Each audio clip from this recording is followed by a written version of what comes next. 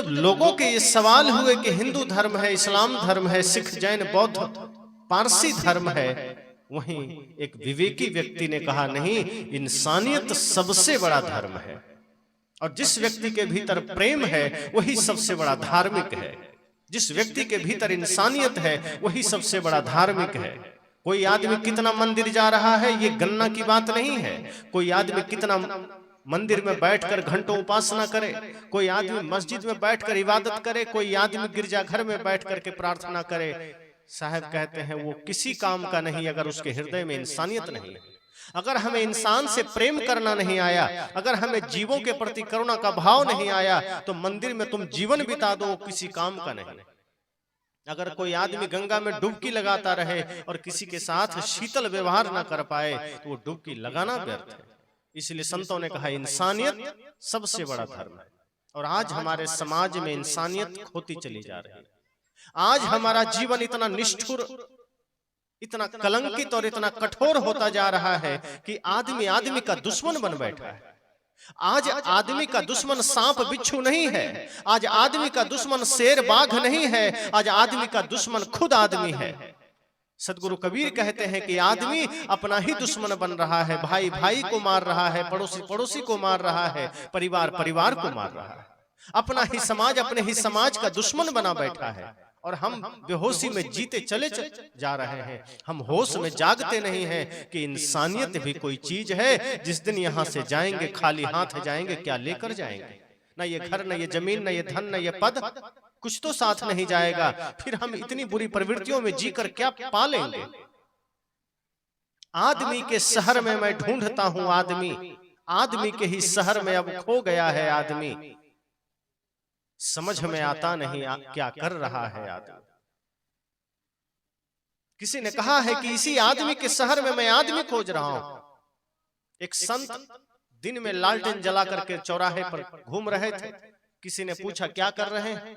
संत ने कहा मैं आदमी खोज रहा हूं। लोगों ने कहा पागल हो गए, इस चौराहे पर दिन के दोपहरी में आप लालटेन जलाकर आदमी खोज रहे हैं? क्या ये सब आपको भेड़ बकरियां नजर आ रहे हैं क्या? ये सारे आदमी ही तो हैं। साहब ने, संत ने कहा ये शक्ल से तो आदमी है लेकिन अक्ल से ये आदमी नहीं है। इस शक्ल से तो कोई आदमी नजर आ रहा है, चेहरा तो इसके पास इंसान का है लेकिन भीतर से ये हैवान है। इंसान का चेहरा लिया हुआ आदमी भी मंदिर में जब हाथ जोड़कर खड़ा होता है तो भगवान से ये प्रार्थना नहीं करता कि हे प्रभु इतनी शक्ति हमको देना कि हम इस समाज, इस राष्ट्र की सेवा कर सकें। मंदिर में खड़ा हुआ आदमी जो इंसान की शक्ल में है वो भगवान से भी प्रार्थना करता है, तो यही प्रार्थना करता है कि मुझे तो खजाना दे देना, अब पड़ोसी को नरक में भी जगह मत देना, उसका झोपड़ी में भी आग लगा देना। ये मांग लेकर आदमी खड़ा है, फिर मैं कैसे उसको आदमी कह दूं?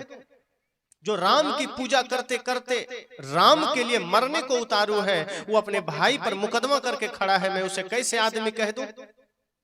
जगत पिता महादेव और जगत जननी दुर्गा की उपासना करने वाला आदमी अपने ही माँ बाप को लात मार रहा है, मैं उसको शक्ल से तो आदमी है, वो उसको इंसान में कैसे कह दूं, आदमी कैसे कह दूं?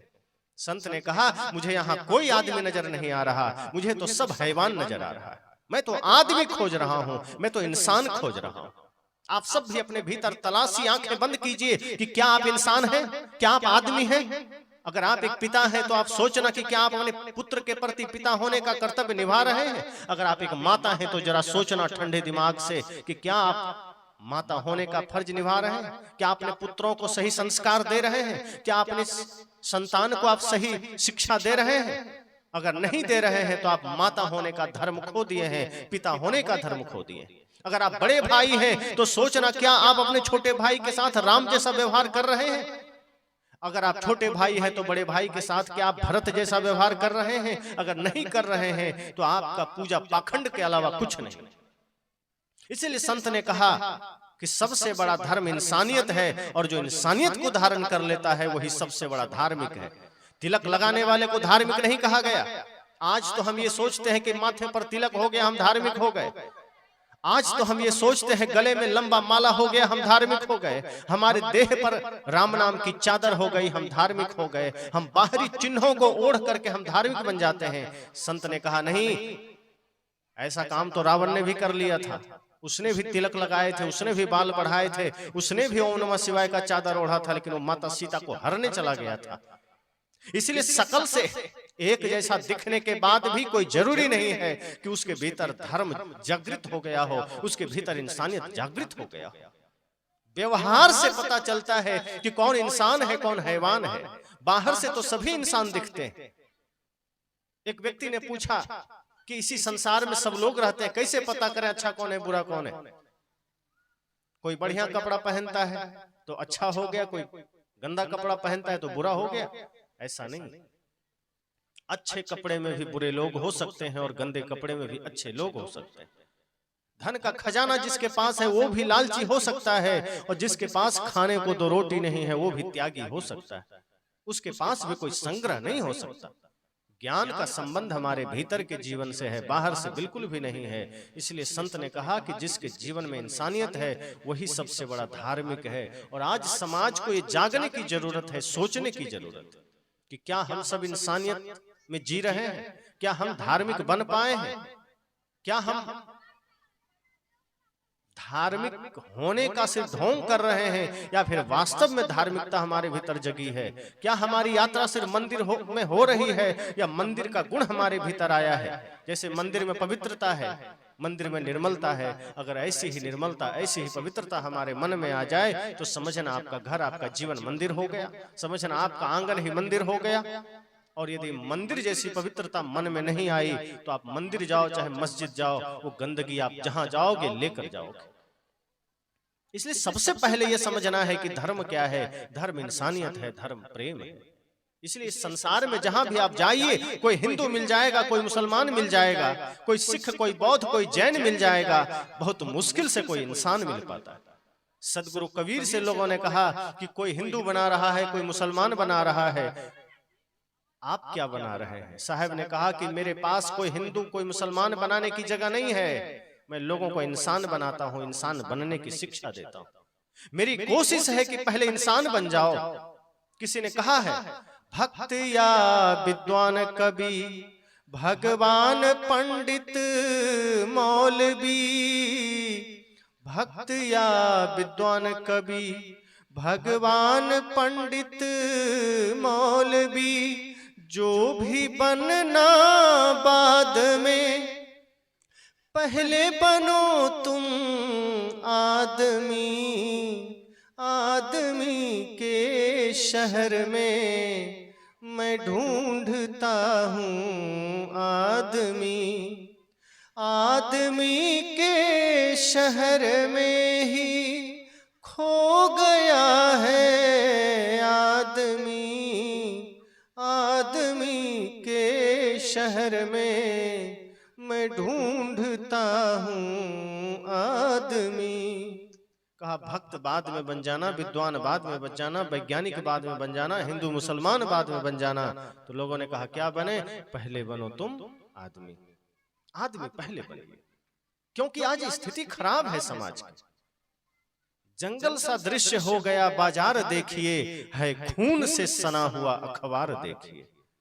आज अखबार के पेज उलटिए, शुरू में ही आएगा कहीं 2 आदमी मार दिया गया, कहीं 4 आदमी मार दिया गया, कहीं किसी पर किसी ने कुछ कर दिया, किसी ने कुछ कर दिया। इसी इंसान के बीच में इंसान डरा हुआ है, इसी समाज में लोग डरे हुए हैं। किससे? यही इंसान के वेश में छिपे हुए हैवान से आदमी डरा हुआ है। इंसान के ही वेश में छिपे हुए असुर से आदमी डरा हुआ है। उसी असुर को मिटाने की ये जगह है सत्संग, कि हम अपने भीतर के उसी असुरत्व को मिटा सके।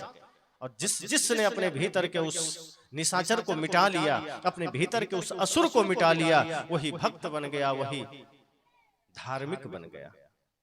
जब तक हमारे भीतर में असुर विराजमान है, हम क्या करते हैं? क्रोध करते हैं, हिंसा करते हैं, नशा करते हैं, मांसाहार करते हैं, माता पिता गुरु का अपमान करते हैं।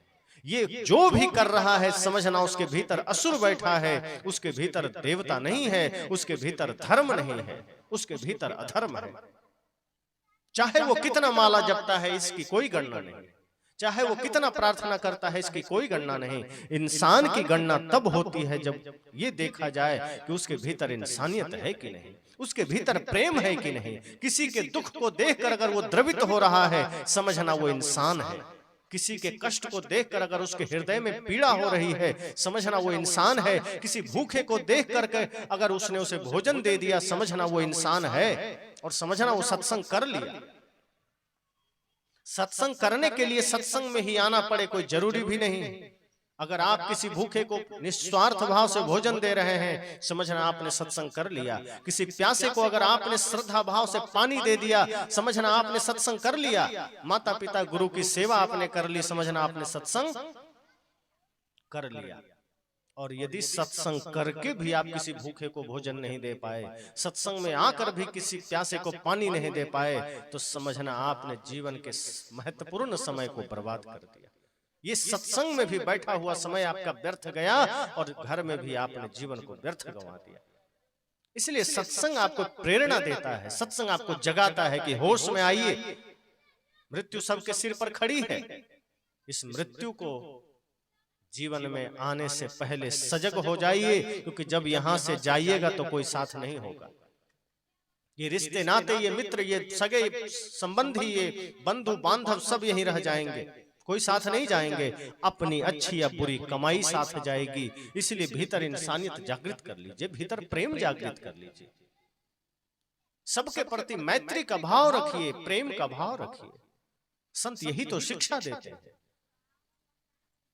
और संतों का संग से ये संभव है। जब हम संतों का संग करते हैं तो हमें ये पता चलता है धर्म क्या है, अधर्म क्या है। आज समस्या ये है कि हम संतों का संग नहीं कर पाते। समस्या ये है कि संतों का अर्थ भी पता नहीं है लोगों को, संत से परिचय भी नहीं। संत कौन है?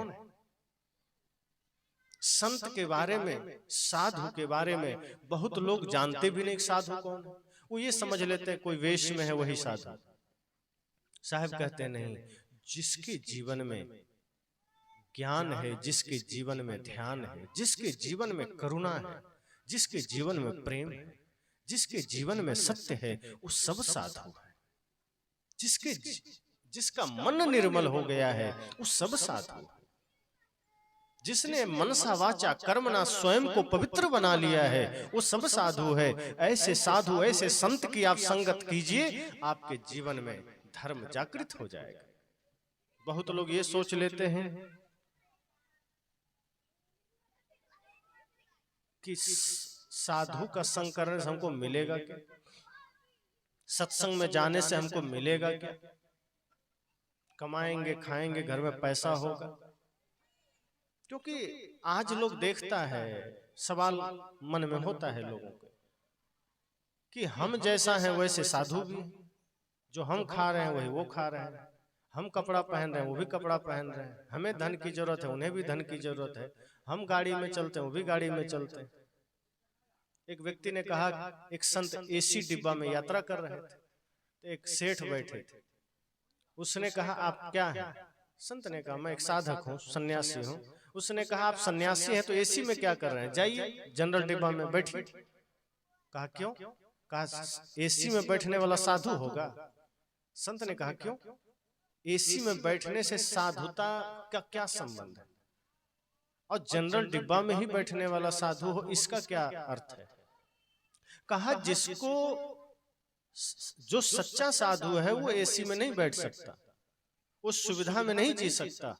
संत ने कहा सिर्फ भाव का फर्क होता है। सच्चे संत का की पहचान अगर करनी है तो उनके भाव से करना। तुम भी एसी में हो वो भी एसी में है, पर दोनों के भाव में फर्क होता है। तुम भी कपड़े पहनते हो वो भी कपड़े पहनते हैं, पर दोनों में फर्क होता है। उसने कहा हमें तो कोई फर्क मालूम नहीं पड़ता। कहा ठीक है कोई बात नहीं, अभी यात्रा लंबी है पता चल जाएगा, लंबी यात्रा है। सेठ ने कहा ठीक है देखते हैं। तो सेठ बाजार से ढेर सारा सामान कीमती कीमती लेकर चढ़े थे ट्रेन में। बहुत सारा सामान था, पूरा कंपार्टमेंट उसी के सामान से भरा था। संत के पास भी एक झोला था और एक कंधे में था। दोनों यात्रा करने लगे, दोनों में थोड़ी चर्चा शुरू हो गई। एक स्टेशन आया, आगे मान लीजिए प्रयागराज आ गया। संत ने कहा देखो तो कौन स्टेशन है? सेठ ने कहा लगता है प्रयागराज आ गया। अरे बहुत बढ़िया बात है, प्रयागराज आ गया, चलो थोड़ा गाड़ी यहाँ रुकेगी, उतर के थोड़ा नाश्ता कर ले। कहा ठीक है सेठ। संत जी चलिए। सेठ भी उतर गए, संत भी उतर गए, नाश्ता उस्ता करने लगे। सेठ ने कहा देखिए संत जी ध्यान रखिएगा ट्रेन चल न दे। संत ने कहा चिंता मत करो, अरे अभी तो बहुत समय रुकेगी गाड़ी, चलो अब थोड़ा प्रयागराज उतरे हैं तो गंगा में डुबकी भी लगा ले। सेठ ने कहा तब तो ट्रेन ही चल देगी। संत ने कहा चिंता क्या करना, अरे चल देगी चल देगी चलो। सेठ ने कहा नहीं नहीं, कहीं चल दिया तो? संत ने कहा नहीं चलेगी, चलो तो सही। उसको ले जाने लगे, तभी ट्रेन हॉर्न दिया, सीटी बजी। सेठ तो घबरा गया, संत निश्चिंत जा रहे हैं, सेठ घबरा गया। कहा गुरुजी आपके चक्कर में मेरा सारा सामान छूट जाएगा, छोड़िए फिर कभी गंगा में नहा लेंगे। भागा, ट्रेन में घुस गया। संत हंसने लगे, कहा यही तुम में और मेरे में फर्क है। तुम वस्तु के पीछे आज भी भाग रहे हो, जो सामान तुमने ले रखा है तुम उसे छोड़ नहीं पा रहे हो। और मेरी झोली पड़ी है, मेरा बैग पड़ा है, मैं उतर के चल दिया, मुझे कोई चिंता नहीं, मैं निर्वाह सब कुछ कर रहा हूं, इसी संसार में रह रहा हूं। पर मेरा रहना इस संसार में ऐसा ही है जैसे कमल पत्र है संत जन रहे जगत के माय। जैसे कमल का पत्र रहता है ना कीचड़ में, कीचड़ और पानी का स्पर्श भी नहीं करता है, संत ऐसे ही संसार में रहते हैं। संसारी भी रहते हैं इसी धरती पर, सन्यासी भी रहते हैं इसी धरती पर एक उसमें लिप्त होते हैं और एक उससे मुक्त होते हैं, होते इसी में। एक के मन में माया है, एक के मन में माया नहीं है। इसी मायावी जगत में दोनों हैं, लेकिन संसारी के मन में माया है और संत के मन में माया नहीं है। वो रह रहे हैं, उपयोग कर रहे हैं ऐसे इस निष्काम भाव से कि जो मिला मिल गया ठीक है, नहीं मिला तो ठीक है। पैदल चलना हुआ तो मुस्कुराहट है, गाड़ी में चले तो कोई बहुत ज्यादा मुस्कुराहट नहीं कि हाँ गाड़ी मिल गया बहुत खुशी हो गई। गाड़ी है तो वही आनंद, पैदल है तो आनंद, बढ़िया कपड़े कोई दे दिया तो भी वही भाव, कुछ नहीं मिला ऐसे ही चल दिए तो भी वही भाव। संत कहते हैं यही फर्क है, मन का फर्क है। अंदाजा मत लगाइए कि हमारे जैसे हैं तो फिर अंतर क्या है, अंतर बहुत होता है, जीने में अंतर होता है, जीवन शैली में अंतर होता है। इसलिए ऐसे संत की संगत जब हम करते हैं, ऐसे संत का जब हम संग करते हैं, तब हमारे जीवन में धर्म जागृत होता है। और जब धर्म जागृत होता है तो जो समाज को हम सुंदर रूप में देखना चाहते हैं, जिस परिवार को हम सुंदर रूप में देखना चाहते हैं, फिर हम वो रूप दे पाते हैं। आज हमारा समाज क्यों बिखर रहा है, आज हमारा परिवार क्यों बिखर रहा है, आज एक दूसरे का दुश्मन आदमी क्यों बना बैठा है? कभी आपने सोचा है दो भाई अलग क्यों हो जाता है? जब तक शादी नहीं हुई होती है दोनों भाई, एक ही माँ बाप से जन्म लेने वाला दो भाई एक साथ रहता है, एक ही थाली में भोजन करता है। लेकिन शादी होने के बाद ऐसा क्या हो जाता है कि दोनों एक दूसरे का दुश्मन बन जाता है। फिर भाई भाई को नहीं सुहाता है, फिर भाई भाई के प्रति जमीन के झगड़े शुरू हो जाते हैं। इसी धरती पर, इसी भारत भूमि में जहां राम की उपासना होती है, वहीं भाई के प्रति ऐसा नफरत, ऐसी घृणा क्यों होती है? जहां माता सीता की पूजा होती है, वहां नारियों के साथ ऐसा व्यवहार क्यों होता है? जहां मीराबाई की पूजा होती है, वहां नारियों का इतना अपमान क्यों होता है? जहां माता शबरी पूजी जाती है, वहां नारियों का इतना अपमान क्यों होता है? क्या हो जाता है? संतों ने कहा दो ही कारण है। हमारा घर, हमारा समाज, हमारा परिवार टूटने का, बिखरने का सिर्फ दो कारण है, और वो दो कारण है, पहला स्वार्थ और दूसरा अहंकार। जब स्वार्थ आ जाता है जीवन में, तब हमारा परिवार टूटता है, हमारा घर टूटता है। अहंकार आ जाता है तो हम किसी के साथ रहना पसंद नहीं करते, फिर हमें कुछ बर्दाश्त नहीं होता, हम झुकना पसंद नहीं करते। ये स्वार्थ और अहंकार दो ऐसी बीमारी है, अगर आपके जीवन में है, आप देखना आपका घर टूटेगा। अगर आपने स्वार्थ पाल लिया है तो आप सदैव एकांगी बनकर जीना चाहेंगे, और फिर यही समस्या होती है कि आपका घर बिखरता है, टूटता है, बर्बाद हो जाता है। अक्सर मैं कहानी सुनाया करता हूं, पुनः याद दिला दूं। दो भाई थे, दोनों में बड़ा प्रेम था। संत को बुला के सत्संग करते थे। दोनों ने दीक्षा लिया था और दीक्षा लेकर के दोनों खूब गुरुजी की सेवा उपासना करते थे, गुरुजी को भोजन कराते थे, साथ में अपना दोनों भाई भी एक ही साथ बैठ के भोजन करते थे। तो गुरुजी एक बार सत्संग करके चले गए। 5-7 साल बाद फिर संत का आगमन उस गांव में हुआ। बड़े भाई ने बुलाया, संत आए, सत्संग किए। लेकिन सत्संग के बाद जब संत भोजन करने बैठे तब ध्यान आया कि इस आदमी का तो एक छोटा भाई भी था। 5-7 साल पहले जब मैं आया था तो दोनों भाई सेवा करता था, दोनों भाई मिल करके हमें भोजन कराया, जलपान कराया। आज मैं ध्यान नहीं दिया, लेकिन ये छोटा भाई कहाँ गया भाई? तब संत ने बड़े भाई को बुलाया, कहा ये बताओ तुम्हारा छोटा भाई कहाँ है? बड़े भाई ने क्या कहा, गुरुजी आप भोजन कीजिए, उसका नाम मत लीजिए। संत ने कहा नहीं नहीं, ऐसे कैसे कर लेंगे भोजन, हम तुम्हारे यहाँ भोजन करने आए। ध्यान दीजिएगा, संत कभी आपके यहाँ सिर्फ भोजन करने नहीं आते, वो आपके यहाँ सिर्फ दान लेने नहीं आते। अरे दान क्या देते हैं आप? आपकी श्रद्धा से जो आप देते हैं वो संत कभी जमा नहीं करते। आप संत, जो सच्चे संत हैं, आप वहां जाके देखिएगा, आप जो भी देते हैं वो वैसा के वैसा समाज में लगा देते हैं, लोगों की सेवा में लगा देते हैं, अपने पास कुछ नहीं रखते। हम ही लोग को देखिए, ऊपर से नीचे जितने कपड़े हम पहने हैं 800-900 में सब कपड़ा हो जाता है। चप्पल देखिए 200 का चप्पल है, कोई ज्यादा कुछ नहीं। कोई किसी ने जो दे दिया उपयोग करते हैं, बहुत ज्यादा शौक किसी चीज का नहीं। सिर पर जो पगड़ी है, जो सबसे महत्वपूर्ण है, ये भी मात्र 150 रुपए की है। ऐसी कोशिश ही नहीं होती कि शरीर पर कुछ महंगे वस्त्र सजाए जाए, शरीर ढक जाए, इतना काफी है। संत ने कहा मैं तुम्हारे गांव इसलिए नहीं आया कि तुम मुझे बढ़िया बढ़िया भोजन कराओ, कि तुम मुझे दान दक्षिणा दो। अरे वो तो तुम मेरे शरीर की व्यवस्था के लिए देते हो, क्योंकि मेरा शरीर भी भौतिक है और इसे भी भोजन चाहिए, इसे भी कपड़ा चाहिए, और जो आश्रम में लोग आते हैं उन्हें भी सेवा चाहिए, इसलिए तुम्हारा दान हम स्वीकार कर लेते हैं। लेकिन अगर तुम अपने छोटे भाई के साथ दुर्व्यवहार कर रहे हो, भाई भाई में खाई पैदा कर रहे हो, तो मैं तेरी सेवा स्वीकार नहीं कर सकता। बड़े भाई ने कहा गुरुजी उसका नाम मत लीजिए, एक नंबर का अकड़बाज है, अहंकारी है और बिल्कुल बात नहीं मानता, 7 साल से बोलचाल बंद है। संत ने कहा जब मैं आया था तब से बोलचाल बंद है? कहा जी। कहा तब तो मैं तुम्हारा भोजन नहीं ले सकता, तुम पहले जाओ, छोटे भाई को बुलाओ, कहाँ है? कहा बस सामने ही उसका घर है, 7 साल हो गया मैं उधर देखा तक नहीं। संत ने कहा तो बहुत गलत बात, एक ही माता पिता से जन्म लिए, सोचो एक साथ पले बढ़े, एक साथ पढ़े लिखे, एक साथ खाए खेले, और आज 7 साल से तुम दोनों में बातचीत बंद है, देखना बंद है। कैसे इंसान हो तुम, और किस नाते मुझे तुम अपना गुरु कहते हो? क्या यही जीवन है? क्या लेकर जाओगे यहाँ से? किस बात का झगड़ा है, किस बात की ये लड़ाई है?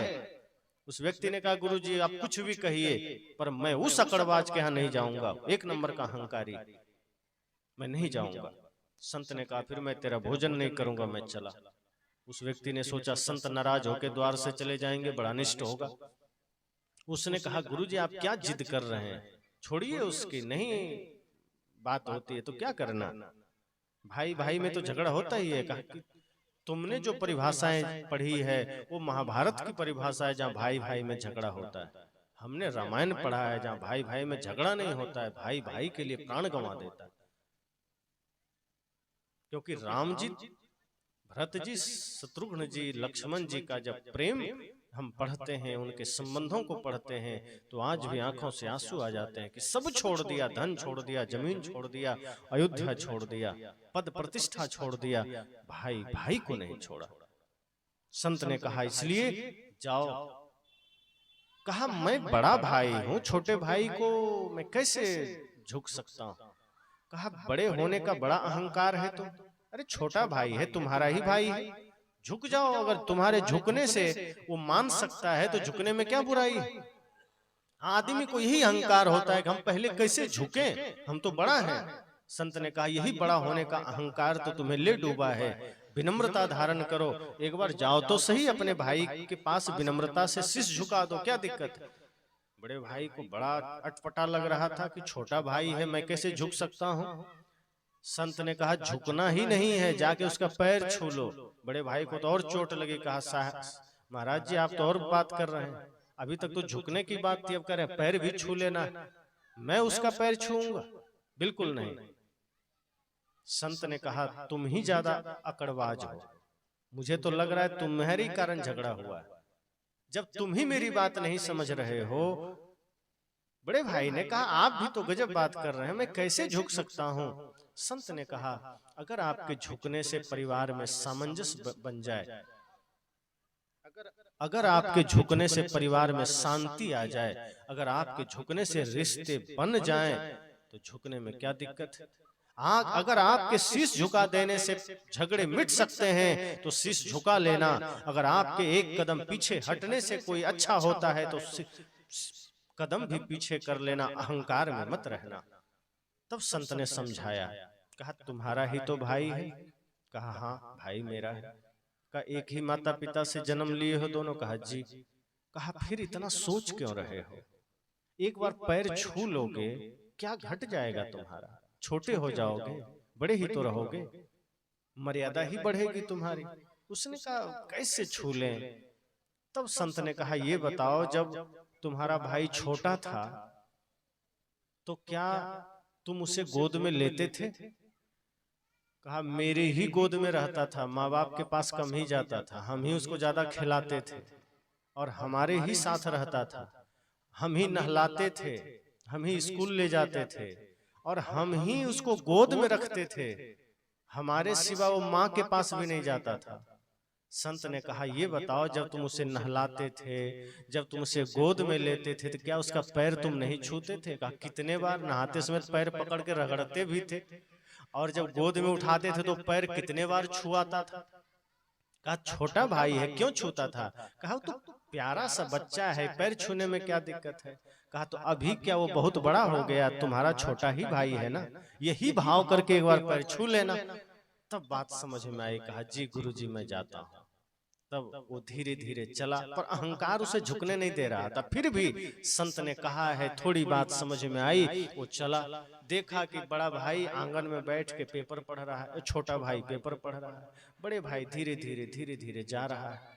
जैसे ही बड़े भाई को अपनी तरफ आते छोटे भाई ने देखा, उसको भी थोड़ी हलचल पैदा हो गई कि 7 साल बाद आज बड़े भैया का कदम मेरे द्वार की तरफ, जो आज तक नजर घुमा के नहीं देखा वो आज मेरे द्वार की तरफ आ रहे हैं, बात क्या है? छोटे भाई के हृदय में भी हलचल पैदा होने लगा। आखिर बड़ा भाई से उसे भी स्नेह था, लेकिन बड़े भाई के अकड़ ने छोटे भाई को दूर कर रखा था, और बड़ा भाई इस अहंकार में था कि भले ही मैंने उसे नकारा है, भले ही मैंने उसे दुत्कारा है, भले ही मैंने उसे अलग किया है, पर वही मेरे सामने आके झुके तो बात बनेगी।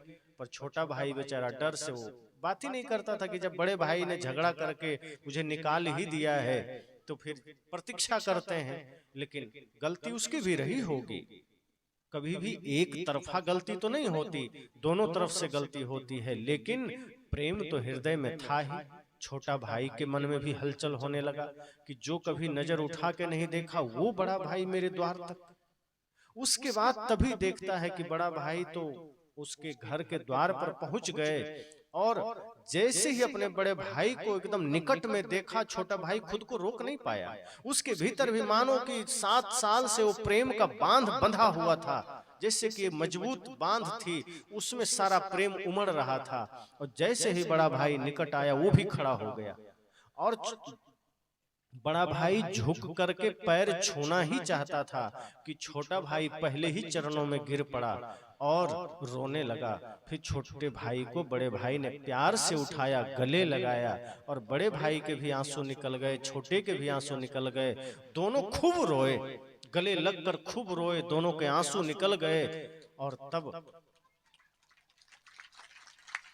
बड़े भाई ने छोटे भाई से कहा पगले मुझे माफ कर दो, मैंने बड़ी गलती की कि तुम्हें अपने से अलग कर दिया, तुमसे अलग रह करके मुझे पता ही नहीं चला मैं कब हैवान बन गया। छोटे भाई और बड़े भाई का क्या प्रेम होता है मैं आज समझ रहा हूं। गुरु जी का धन्यवाद है जो मुझे मिला दिया तुमसे। इसलिए मुझे माफ करना, मुझसे गलती हो गई। छोटे भाई ने कहा भैया गलती तो मुझसे भी हुई है, मैं भी आपके चरणों में आके कभी माफी नहीं मांगा, मुझे भी माफ कर दीजिए। दोनों ने अपनी अपनी गलती स्वीकारी, दोनों ने आंसू बहाए और एक दूसरे को सहारा देते हुए गुरुजी के पास गए। गुरुजी ने जब दोनों भाई को एक साथ देखा, गुरुजी को भी खुशी हुई। कहा बस यही तो मैं देखना चाहता था कि मेरे आने से तुम्हारे बीच के खाई मिट सके, संत के आने से तुम्हारे समाज के बीच का विरोधाभास मिट सके, संत के आने से तुम्हारे आपस के विवाद मिट सके, ये कोशिश करना। बड़े भाई छोटे भाई को संत ने आशीर्वाद दिया कि दोनों ऐसे ही प्रेम में जीना, ऐसे ही आनंद में जीना, ऐसे ही भाव में जीना। कभी भी धन को लड़ाई का कारण मत बनने देना, कभी भी पद को लड़ाई का कारण मत बनने देना। समस्या क्या होती है कि बीच में जैसे ही धन आता है हम स्वार्थ में पड़ जाते हैं, बीच में पद आता है हम अहंकार में पड़ जाते हैं और अपने रिश्ते को ठोकर मार देते हैं, अपने भाई को ठोकर मार देते हैं, माता पिता गुरु को ठोकर मार देते हैं। संत ने कहा कि यही तुम्हारे जीवन में महत्वपूर्ण है। जिसके पास प्रेम का धन है उससे बड़ा धनवान इस धरती पर कोई नहीं है। बाहर का धन आज है, कल कोई लूट लेगा, बांट लेगा, लेकिन जिसके जीवन में प्रेम का धन है उससे कोई छीन नहीं सकता है। जिसके पास भक्ति का धन है उससे कोई लूट नहीं सकता है।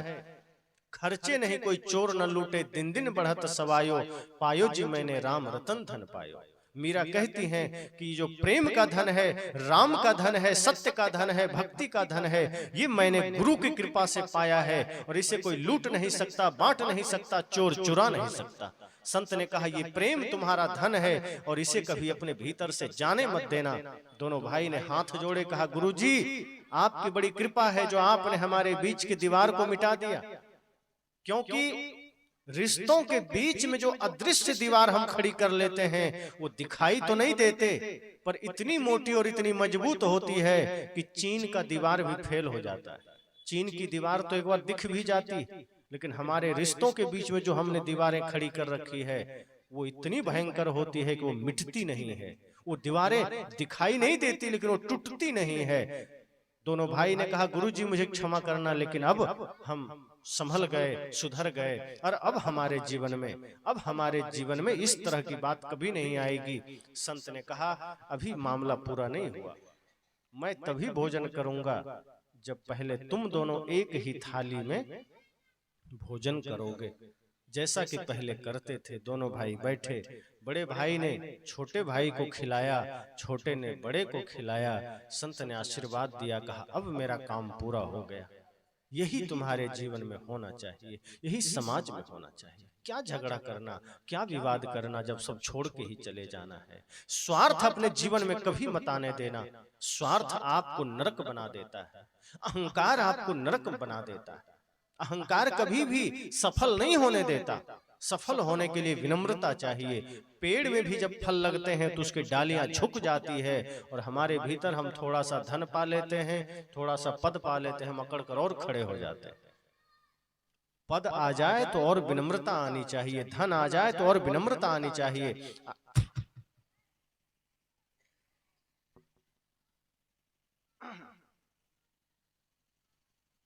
आपका धन अगर किसी के लिए काम आ जाए, आपकी विद्या किसी के काम आ जाए, आपका बल किसी के काम आ जाए, तो समझना आपके पास धन, आपके पास विद्या सही में सार्थक है। कभी ऐसी कोशिश मत कीजिए कि आपका धन किसी के लिए नुकसान का कारण बन सके।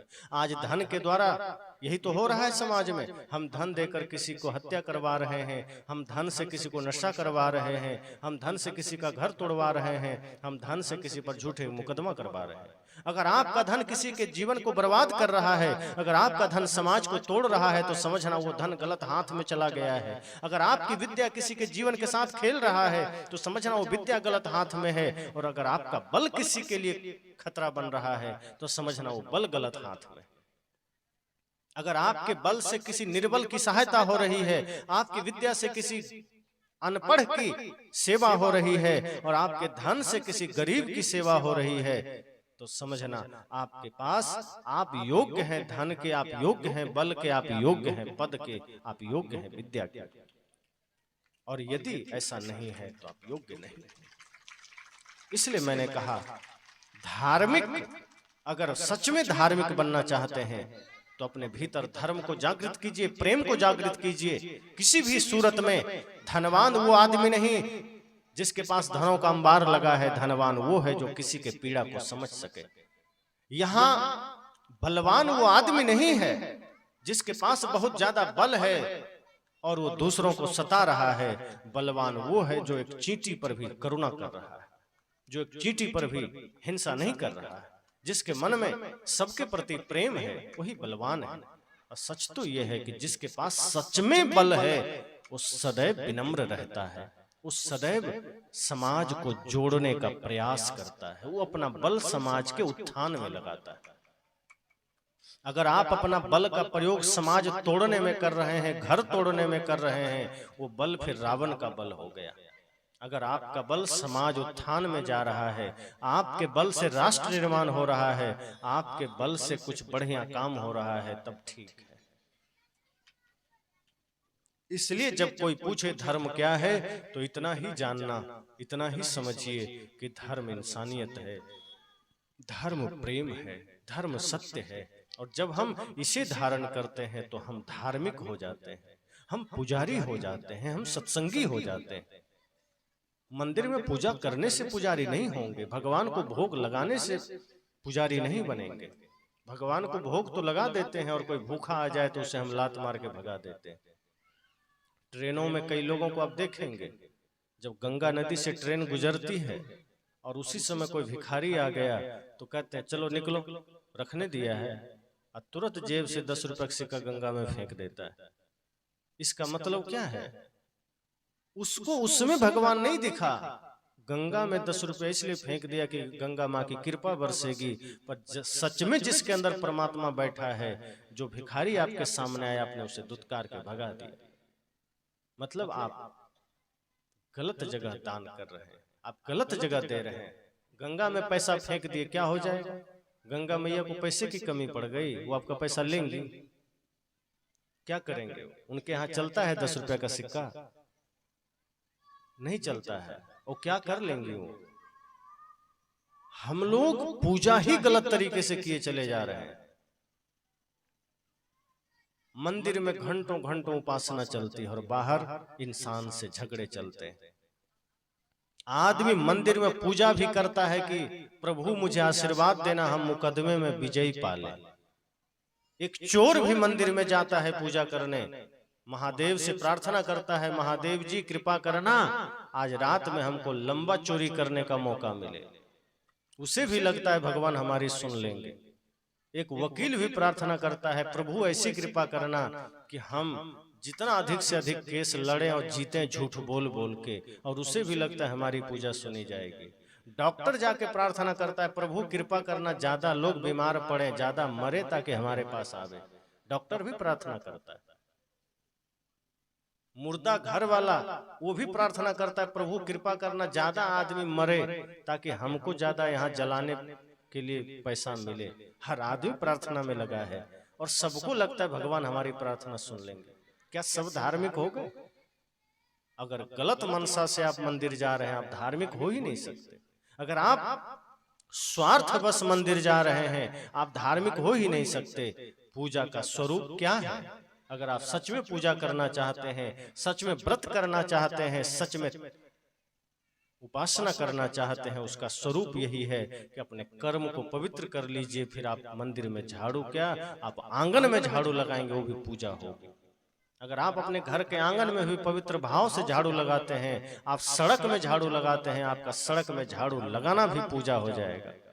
संत रैदास ने कहा था ना कि मन चंगा तो कठौते में गंगा। क्यों कहा था? कहा अगर मन निर्मल है तो आपके कठौते का जल भी गंगा जल के समान है, और मन गंदा है तो गंगा का जल भी आपके लिए नाली का जल है। फिर कोई फर्क नहीं पड़ता, क्योंकि आपका मन ही गंदा है। लोगों ने कहा चलिए पूजा करने, संत रैदास ने कहा मैं तो यही पूजा कर रहा हूँ। कहा कैसे? कहा तुम मंदिर में जाओगे, अगरबत्ती घुमाओगे, बेलपत्र चढ़ाओगे, जो भी करना तुम करोगे, लेकिन मैं असली पूजा कर रहा हूँ। मैं जूते बना रहा हूँ, मेरा जूता इंसान रूपी भगवान के चरणों में जाएगा और उसके पैरों की रक्षा होगी कंकड़ से, कांटे से। तो मेरे लिए तो यही पूजा है। तो जिसने अपने कर्म को ही पूजा बना लिया, फिर उससे बड़ा पुजारी कौन हो जाएगा? एक आदमी मंदिर में पूजा कर रहा है, उसे लग रहा है भगवान सब कुछ दे देंगे, तो आपकी पूजा करने से दे देंगे। आप जब तक कर्म को सही नहीं करेंगे, आपको कुछ नहीं मिलेगा। आप कर्म को बिगाड़ रखे हैं। आप घर परिवार समाज संसार को आपने अपना क्या योगदान दिया है? अगर आप एक व्यक्ति हैं, मैंने कहा एक पिता है, पुत्र को आपने क्या शिक्षा दी है? अगर आप एक माता है, अपने पुत्र को क्या शिक्षा दी है? अगर आप बड़े भाई हैं, छोटे भाई को आपने क्या शिक्षा दिया? अगर आप एक शिक्षक हैं, तो अपने छात्र को आपने क्या शिक्षा दिया? आज विद्यालयों की हालत देखिए। आज मैं जब कभी विद्यालय में जाता हूं तो देखता हूं नीचे पान खाकर थूका हुआ, गुटखा खाकर थूका हुआ। वो जो विद्या का मंदिर था, वो पान और गुटके का जगह बन गया, तंबाकू खाकर थूका हुआ। जो विद्या मंदिर है, जो पवित्र मंदिर है, जहां इंसान के छोटे छोटे स्वरूप को भगवान बनाने का काम होता है, जहां छोटे छोटे बच्चे अपने जीवन का आरंभ करते हैं, आपने उस मंदिर को कबाड़ खाना बना दिया। आप शिक्षक हैं और आप पान खाकर वहीं थूक रहे हैं, आप तंबाकू खाकर वहीं थूक रहे हैं। सोचिए आपके बच्चे वहां क्या बनेंगे, क्या सीखेंगे? आपका क्या योगदान है? अगर आप एक शिक्षक हैं, इसका मतलब मनसा वाचा कर्मणा, आपको पवित्र होने की जरूरत है, क्योंकि आपके हाथ में हजारों बच्चों का भविष्य है। आप कोशिश कीजिए कि आपकी शिक्षा से, आपके व्यवहार से एक बच्चे में माता पिता गुरु के प्रति सम्मान जागृत हो सके। आप कोशिश कीजिए कि आपकी शिक्षा से बच्चे में राष्ट्र भक्ति जागृत हो सके। आज क्या कारण है कि एक समय ऐसा था, ज्यादा दिन नहीं हुआ है, 100-200 साल बीच की बात है, कि जहां 16 साल, 14 साल, 19 साल के बच्चे राष्ट्र के लिए बलिदान हो जाते थे, और आज 30-30 साल के बच्चों को भी अपना देश का संस्कृति मालूम नहीं है। खुदीराम बोस देश के लिए कुर्बान हो गए, उधम सिंह देश के लिए कुर्बान हो गए, भगत सिंह देश के लिए कुर्बान हो गए, और आज 30 साल के बच्चे को पूछो भारत क्या है, भारत की संस्कृति क्या है, भारत की सभ्यता क्या है, वो सिर खुजलाने लगता है, कुछ पता ही नहीं। बहुत कम है जिसे पता है। आज हम बच्चों से पूछते हैं तुम्हारा रोल मॉडल कौन है, कुछ पता ही नहीं है, हीरो का नाम ले लेता है। इसलिए मैं कहता हूं, धार्मिक होने की पहचान यही है कि आपके जीवन में सत्य हो, प्रेम हो, अहिंसा हो, करुणा हो, भक्ति हो। अगर भक्ति है, सत्य है, अहिंसा है, तो समझना आप धार्मिक हो गए। अगर नहीं है तो आप धार्मिक नहीं हैं। आप अपने समाज और अपने राष्ट्र के उत्थान में सहायक बनिए। आप ऐसा कोई कर्म मत कीजिए कि आपका कर्म समाज उत्थान में बाधक बने। ये अलग बात है कि हमारे एक प्रयास से समाज नहीं बदलेगा, लेकिन कम से कम इतना तो होगा कि लोग ये तो कहेंगे कि नहीं, ये व्यक्ति प्रयास कर रहा है। जब राम सेतु बन रहा था, कहते हैं एक गिलहरी भी बालू का वो छोटा छोटा टुकड़ा पत्थर का उठा उठा के डाल रहा था। तो हनुमान जी ने कहा, बाकी बंदरों ने थोड़ा मजाक उड़ाया, पर हनुमान जी समझदार थे, उसने कहा नहीं नहीं, ये भी राम जी के प्रति बड़ी श्रद्धा रखते हैं गिलहरी, तो कोई बात नहीं, लेकिन तुम ऐसा करो, अगर तुम्हें कुछ सेवा करनी है तो बालू के छोटे छोटे कण ला करके पत्थर के बीच में डालो ताकि गैप भर जाए। और उसने किया। तो जो जिस सामर्थ्य में था उसने वो सेवा किया। एक बार और ऐसी ही घटना आती है बात कि जंगल में आग लगी, तो सभी लोग, हाथी, शेर, बड़े बड़े जितने जानवर थे, मुख में पानी भर के, सूंड में पानी भर के जंगल के आग को बुझा रहे थे। एक छोटी सी चिड़िया भी अपने चोंच में एक एक बूंद पानी ले जाके डाल रही थी। तो बड़े जानवरों ने मजाक उड़ाया, कहा कि भला तुमसे कुछ होगा? क्या कर रहे हो, चुपचाप जाओ बैठो, ये क्या कर रहे हो, कुछ होगा? उस चिड़िया ने कहा, होगा तो कुछ नहीं, लेकिन आगे कभी जब इतिहास लिखा जाएगा तो मेरा नाम आग लगाने वालों में नहीं, आग बुझाने वालों में आएगा। कि हम भी आग बुझाने में थे, भले ही हम कुछ नहीं कर पाए। हम नहीं चाहते कि हमारा नाम आग लगाने वाले में आए, हमारा नाम बुझाने वाले में आए। तो सकारात्मक अगर दृष्टि है तो आपके पास छोटा सामर्थ्य है, फिर भी आप धर्म का काम कर जाएंगे। अधूरा ज्ञान सदैव खतरनाक होता है। अगर हमने आधा अधूरा जान लिया है तो वो जीवन के लिए खतरा ही बनता है, फिर उससे कुछ बनेगा नहीं। उससे अच्छा कुछ मत जानिए। अधूरा ज्ञान सदैव, कहें कबीर अर्धघट डोले पूरा होए विचार ले बोले। साहब तो कहते हैं कि आधा घड़ा जल है तो वो डोलता है, छलकता है, और घड़ा में जल भर जाए तो छलकता नहीं। तो अक्सर जब अधूरा ज्ञान होता है तो हम उसको जीते नहीं हैं, बल्कि हम फिर तर्क वितर्क में लग जाते हैं, हम फिर दूसरे को नाप तौल में लग जाते हैं। और जब ज्ञान पूरा हो जाता है तो हम पूर्ण हो जाते हैं।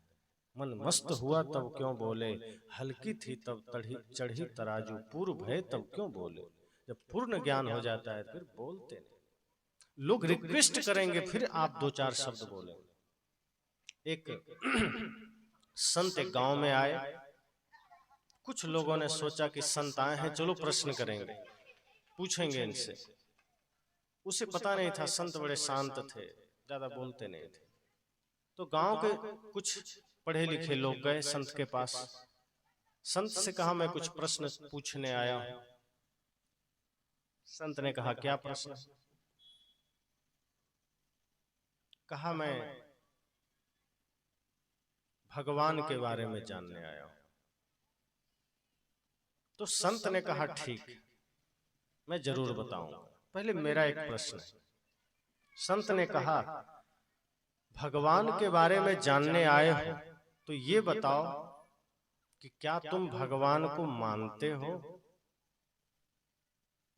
क्या तुम भगवान को मानते हो। उन लोगों ने एक साथ कहा बिल्कुल मानते हैं। कहा कोई शंका नहीं। कहा बिल्कुल नहीं, एकदम दिल से भगवान को मानते हैं। संत ने कहा जब तुम मानते ही हो तो फिर मुझसे क्या जानने आए। जब तुमने पहले ही तय कर लिया कि भगवान हैं और तुम मानते भी हो, तुम कह रहे हो हाँ भगवान हैं और हम मानते भी हैं, तो फिर हमसे जानना क्या चाहते हो। फिर जाओ, व्यर्थ हमें परेशान मत करो, निकलो चलो। वो लोग कहे तो बड़ी भूल हो गई, ये लगता है साधु थोड़ा टेढ़ा है, अब क्या करें। चला गया। अब दूसरे दिन कुछ दूसरे लोग आए तैयार होके, कहा नहीं कुछ ये साधु से प्रश्न उत्तर तो हम करेंगे ही करेंगे, भले ही आज चले आए, अब कल हम पूछेंगे। दूसरे दिन आया वो लोग, फिर और 8-10 लोग को इकट्ठा कर लिया। अब सब लोग आए। अब की बार संत से कहा नमस्कार। संत ने कहा आओ। अब की बार लगता है आधे संख्या बढ़ गई है, कोई बात नहीं आ जाओ बैठो। कहा हम कुछ पूछना चाहते। संत ने कहा क्या। कहा वही बात, भगवान के बारे में जानना चाहते। संत ने फिर वही कहा क्या भगवान है और क्या तुम भगवान को मानते हो। अब की बार लोगों ने सोचा कि पहले हमने कहा था भगवान है और हम मानते हैं, तो ये कुछ बोले ही नहीं। तो अब की बार वो लोग अपना उत्तर बदल कर आए थे। कहा नहीं भगवान बिल्कुल नहीं है और हम बिल्कुल नहीं मानते हैं। कहा तो जब तुमने पहले ही ठान लिया है कि है ही नहीं और नहीं तुम मानते हो, तो फिर उस पर क्या बोलना। अब जो है ही नहीं तुम पहले ही तय कर चुके हो और ये भी कह रहे हो हम मानते भी नहीं है, तो उस संबंध में फिर बात करना व्यर्थ ही तो होगा, निकलो यहां से चलो। उन लोगों ने कहा साधु तो बड़ा चालाक है, हम तो सोचे अब की बार कुछ सुनेंगे तो कुछ बोले ही नहीं। अब फिर से वापस वो लोग चले गए। अब आपस में सभी विद्वान सोच रहे हैं कि ऐसा क्या करे जो साधु कुछ बोले। अब गांव के कम से कम 15-20 आदमी तैयार हुए, 2 भाग में बंट गए और कहा अब तो बोलना ही पड़ेगा। अब तो बोलना ही पड़ेगा, क्योंकि ऐसी तैयारी उन लोगों ने कर ली। सोचा अब तो संत को बोलना ही पड़ेगा। तीसरे दिन फिर शाम को गए। संत से कहा हम पुनः भगवान के बारे में जानने आए। संत ने कहा मेरा वही प्रश्न है, क्या भगवान है और क्या तुम भगवान को मानते हो। तो अब की बार ये लोग बहुत चालाकी से पहुंचे थे। तो 20 लोग थे, जिसमें से आधे इधर हो गए आधे दूसरे तरफ हो गए। तो आधे ने कहा नहीं भगवान बिल्कुल नहीं और हम नहीं मानते, और आधे ने कहा हाँ भगवान है और हम भगवान को मानते हैं। संत ने कहा फिर तो और भी बड़ी मुश्किल हो गई। जब आधे भगवान को जानते भी हैं और मानते भी हैं और आधे नहीं जानते और नहीं मानते हैं, तो एक दूसरे को बता दो ना, मुझे क्यों तंग कर रहे हो। तुम एक दूसरे में जान लो, जो जानता है वो नहीं जानने वाले को बता दो, मेरे पास क्यों आ गए। लोगों ने कहा फिर बोलो। अब तो ये हाथ में नहीं आ रहा, वो चला गया। संत ने अपने संस्मरण में लिखा कि चौथी बार वे लोग कोई आए ही नहीं, लेकिन शायद चौथी बार आते तो मैं चर्चा जरूर करता, क्योंकि चौथी बार उनके पास कोई प्रश्न नहीं होता। समस्या क्या होती है कि हम पहले ही सारे प्रश्न तैयार भी कर लेते हैं और उसका उत्तर भी खोज लेते हैं कि यही उत्तर इसका होना चाहिए, जो हम जान रहे हैं, जो हम मान रहे हैं, इसके अतिरिक्त कुछ होना ही नहीं चाहिए। अगर इसी के अनुरूप सामने वाला उत्तर दिया तब तो ठीक है, ये जानता है, वरना कुछ नहीं जानता, चल देते। संत ने कहा अगर वे लोग चौथी बार आते और ये कहते कि मुझे कुछ भी पता नहीं, जब ईश्वर का पता ही नहीं है तो हम जानने और न जानने का प्रश्न कहाँ है, मानने और न मानने का सवाल कहाँ है। मैं तो वही बस आपसे जानना चाहता हूं कि ईश्वर क्या है और ईश्वर कहाँ है और है भी कि नहीं। संत ने कहा अगर उसके पास ये प्रश्न होता जिसमें एक संभावना दिखती तो शायद मैं चर्चा करता, लेकिन प्रश्न भी उसने स्वयं तैयार किए थे, उत्तर भी खुद खोज लिए थे और मुझसे सिर्फ वो पुष्टि करना चाहता था कि बस जो हम जानते हैं ये भी कह दे हाँ तुम्हारा जानकारी ठीक है, ठप्पा लगा का। फिर ऐसे प्रश्नों का उत्तर हम नहीं देते। प्रश्न वो सार्थक है जहां सिर्फ जिज्ञासा है, जहां मुमुक्षा है। इसी तरह से जब हम अपने जीवन में संतों के पास जाएं, गुरुजनों के पास जाएं, तो जिज्ञासा जब हम करें तो ऐसे ही जीवन के तमाम प्रश्नों की जिज्ञासा करें। आज हमारे जीवन में दुख है, आज हमारे जीवन में पीड़ा है, भाई भाई के बीच विवाद है, सामाजिक समस्याएं हैं, देश में समस्याएं हैं, आर्थिक समस्याएं हैं, बच्चे के रास्ते बिगड़ रहे हैं, सास बहू के झगड़े हो रहे हैं, पति पत्नी के संबंध बिगड़ रहे हैं। आखिर क्या कारण है? हमारे जीवन में क्या वजह है इन विवादों का? हमारे जीवन में क्या कारण है इन झगड़ों का? सबका कारण मैंने कहा था स्वार्थ और अहंकार है। जब हम स्वार्थ और अहंकार को खत्म कर देते तो हमारे जीवन में धर्म जागृत होता है, प्रेम जागृत होता है और सही मायने में हम सत्संगी होते हैं।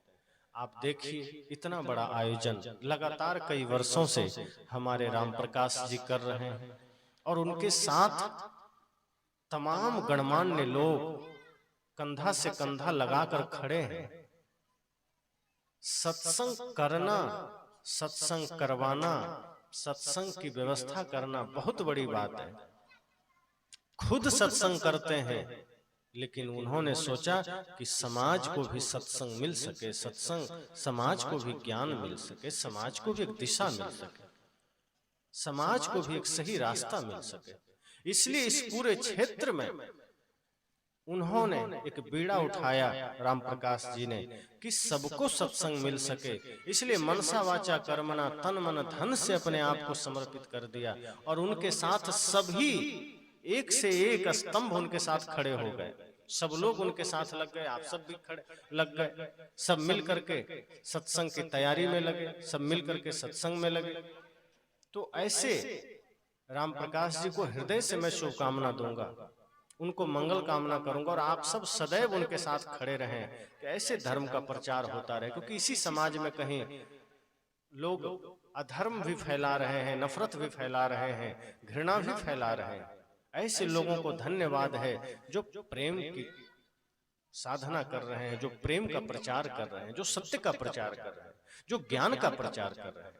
तो ऐसे लोगों के साथ खड़े होइए और आप भी अपना नाम धार्मिकता में लिखाइए, धार्मिक होने में लिखाइए। धर्म की पहचान यही है कि मन वाणी कर्म से हमारा जीवन पवित्र हो जाए। और राम भी कहते हैं निर्मल मन जन सो मोहि पावा, मोहि कपट छल छिद्र न भावा। अगर हमारे मन में थोड़ा भी नफरत है, थोड़ी भी घृणा है, हमारे मन में थोड़ा भी अहंकार है, हमारे मन में थोड़ा भी विकार है, थोड़ा भी कपट है, तो राम क्या कहते हैं, ऐसे लोग मुझे बिल्कुल पसंद नहीं। अगर हम अपने मन से किसी की निंदा करते हैं, मन से किसी की बुराई करते हैं, किसी की कमियां निकालते हैं, तो राम क्या कहते हैं, ऐसे लोग मुझे बिल्कुल पसंद नहीं।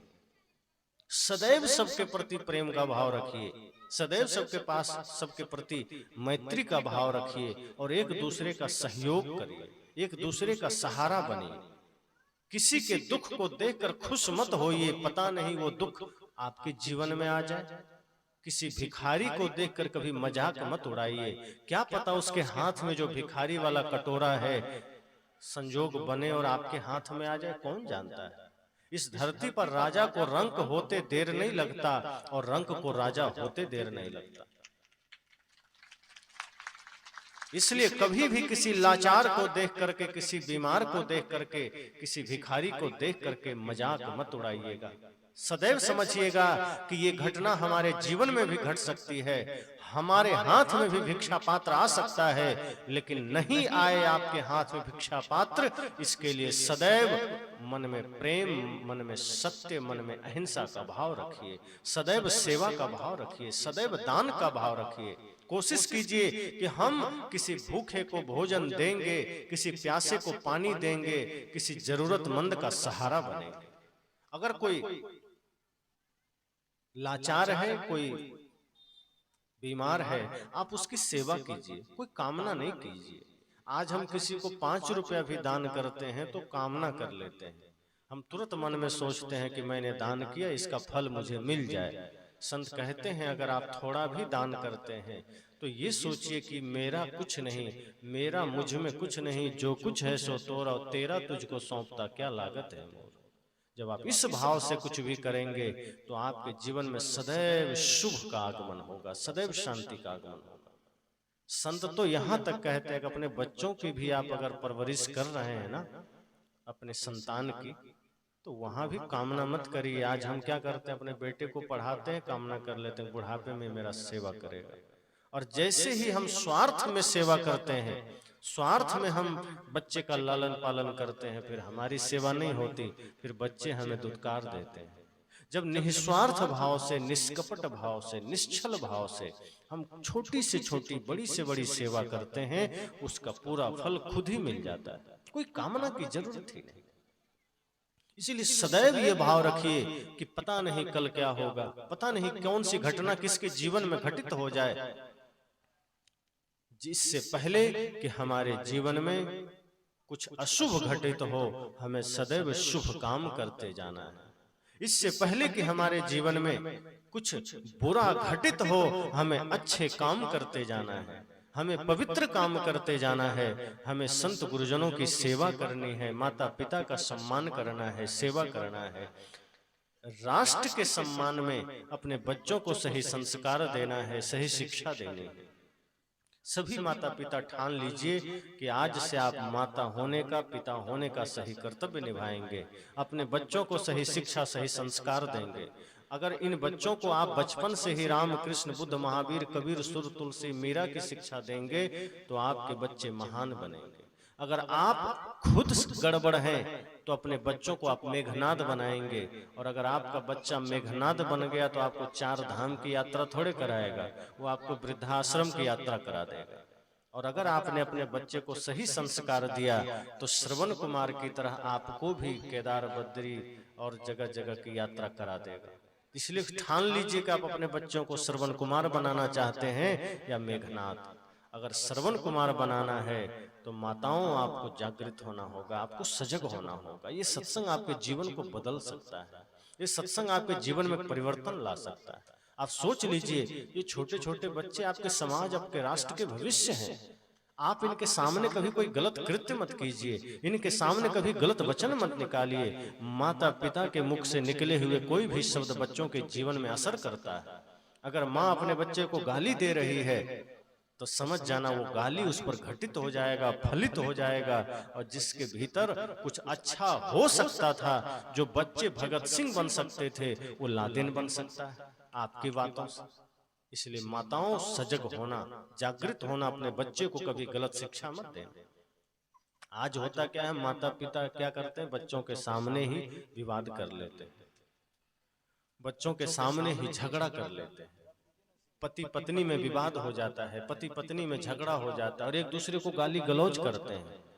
गुरुदेव सदगुरु आचार्य श्री धर्मस्वरूप साहब जी एक घटना सुनाया करते थे कि एक महिला उनके पास आई अपने 5 साल के बच्चे को लेकर और कहा उन्होंने कि गुरुजी ये मेरा बच्चा गुटखा खाता है।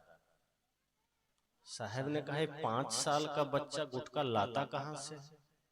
का घर में ही। तो घर में कहां से आया? कहा इसी का पिताजी खाता है। तो गुरुजी ने कहा कि तुम कह रहे हो कि तुम्हारा ये छोटा बच्चा गुटखा खाता है और बड़ा शैतान हो गया है। उस महिला ने कहा गुरुजी मेरा बेटा बड़ा शैतान हो गया है, अभी से शैतानी करता है और इतना शैतान हो गया। साहब ने कहा क्यों? कहा गुटखा खाता है। तो साहब ने कहा जब तुम्हारा पति ही गुटखा खाता है, घर में लाके रखता है, और जब वो गुटखा खाता है और वो फिर भी इंसान है, तो बेटा शैतान कैसे हो गया? और यदि बेटा शैतान है मतलब बाप इससे बड़ा शैतान है। तो जब बाप खुद शैतान बन रहा है तो बेटा इंसान तो होगा नहीं। फिर साहब ने कहा तुम भी गुटखा खाती हो? तो उस महिला ने कहा कभी कभी हम भी खा लेते। तब साहब ने कहा जब माता पिता दोनों एक ही नाव पर सवार हो और जब दोनों महाशैतान बने हो तो बेटा इंसान तो नहीं बनेगा। कोशिश कीजिए अपने बच्चों के सामने कभी कोई गाली मत निकालिए, कभी कोई झगड़ा मत करिए, कभी कोई विवाद मत करिए। बहुत सजग होने की जरूरत है, माता पिता को जागृत होने की जरूरत है। बच्चे कच्चे फूल की तरह है, कच्चे धागे की तरह है, कोरा कागज की तरह है। आप जो लिखेंगे वही इसमें लिख जाएगा। आप गाली बचपना में सुनाएंगे वो गाली सीख जाएगा, गीत सुनाएंगे वो गीत सीख जाएगा। इसलिए आपके ऊपर है कि आप क्या शिक्षा देते हैं। ये सत्संग आपको जगाता है, ये सत्संग आपको सजग करता है। इसलिए मैंने कहा धर्म क्या है? इंसानियत धर्म है, प्रेम धर्म है, सत्य धर्म है, और जो इसको धारण करता है वही धार्मिक है। तो आप अपने अपने धर्म को समझिए। माता होने का धर्म निभाइए जैसे माता सीता ने निभाया था, पिता होने का धर्म निभाइए, भाई होने का धर्म निभाइए, गुरु होने का धर्म निभाइए, शिष्य होने का धर्म निभाइए, पड़ोसी होने का धर्म निभाइए, देशभक्त होने का धर्म निभाइए। जब सभी लोग अपने अपने धर्म को समझेंगे तब आप पाएंगे कि हम अपने जीवन में वो काम कर ले जा रहे हैं जिसके लिए शरीर मिला था। ये शरीर खेलने खाने कूदने के लिए नहीं मिला, वो काम तो जानवर भी कर रहे हैं, गाय भैंस भी पेट भर रहा है। सच तो यह है कि जितना मनुष्य शरीर हम सबको मिला है, ये मनुष्य शरीर मिला है आत्म कल्याण के लिए, जगत कल्याण के लिए, समाज सेवा के लिए, धर्म काम के लिए। तो छोटे छोटे बच्चे को सही संस्कार दीजिए, सही शिक्षा दीजिए। आज छोटे छोटे बच्चे हीरो हीरोइन को देख रहे हैं, सुन रहे हैं, उन्हीं को अपना आइकॉन मानते हैं, आइडल मानते हैं। अपने बच्चे को भगत सिंह के बारे में बताइए, अपने बच्चे को नेताजी सुभाष के बारे में बताइए, अपने बच्चियों को मीराबाई लक्ष्मीबाई के बारे में बताइए। जब आप अपने बच्चियों को इन महापुरुषों के बारे में बताएंगे तो आपके बच्चे भी भगत सिंह बनने की कोशिश करेंगे, आपके बच्चियां भी मीराबाई बनने की कोशिश करेगी। फिर देखिए समाज में कैसे परिवर्तन नहीं आएगा, फिर आपके समाज में कैसे बदलाव नहीं आएगा। इस समाज में बदलाव तो आएगा ही आपके संकल्पों से, आपके विचारों से, आपके निश्चय से।